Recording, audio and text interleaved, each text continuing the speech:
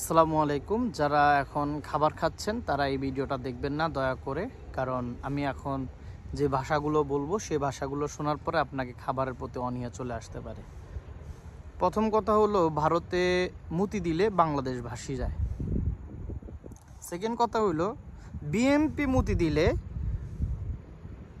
NCP ভাসি যাইব বঙ্গোপসাগরে। কে বলছেন? দুদু মিয়া বলছেন।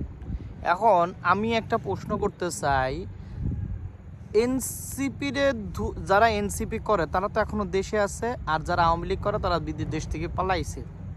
কতজন পালাইছে? 626 জন বা 20 জন, আর যারা আছে 350, ধরেন 1000 পালাইছে, আর তো বেশি পালায় নাই।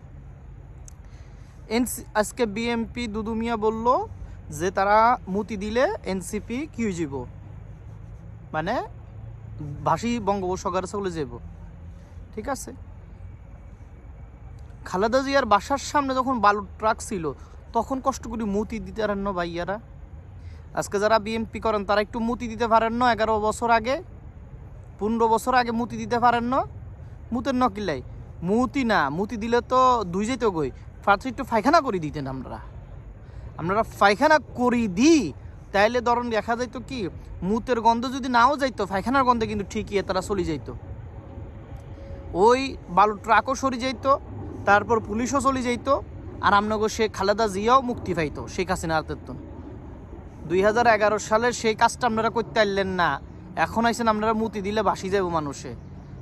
ওই যে কি টুনটুনি কাটি দেয় না মানুষের টুনটুনি কাটি দেয় নি। শাকিল আছে না, সাকিব খান, জুনিয়র সাকিব খান আর কি। এই সাকিব খানে তো টুনটুনি কাটি দিছে তার বউ। এত তো মৃত্যু হারে না, এখন এত মৃত্যু হারে কিনাই জানি না, মনে মৃত্যু হারে না।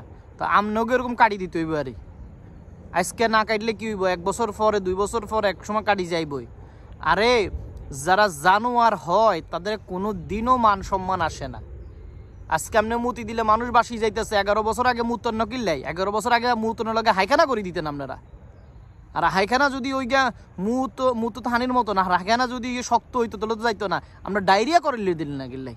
সবাই ডায়রিয়ার ওই যে কি একখান জিনিস ওষুধ খাইলে, মানে কি একখান ফল খাইলে বলে ডায়রিয়া হয়ে যায়, সেটা খাই আপনারা আগে দিলেন না গিল্লে। আপনারা তো আগে দিলে না, বুঝতে পারতাম যে আপনারা 11 সালের আগে আপনারা আগে দিচ্ছেন, দেখে আল্লাহ বাতরা চলে গেছে, দুর্গন্ধ চলে গেছে।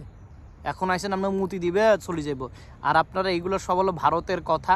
ভারত এরকম বলে আমরা মুতি দিলে বাংলাদেশ সরে যাব কই, এটা আমরা ভারতে তুমি শিখছেন। সো ভালো থাকেন, ভারতবাসীদেরকে ভালোবাসেন আপনারা।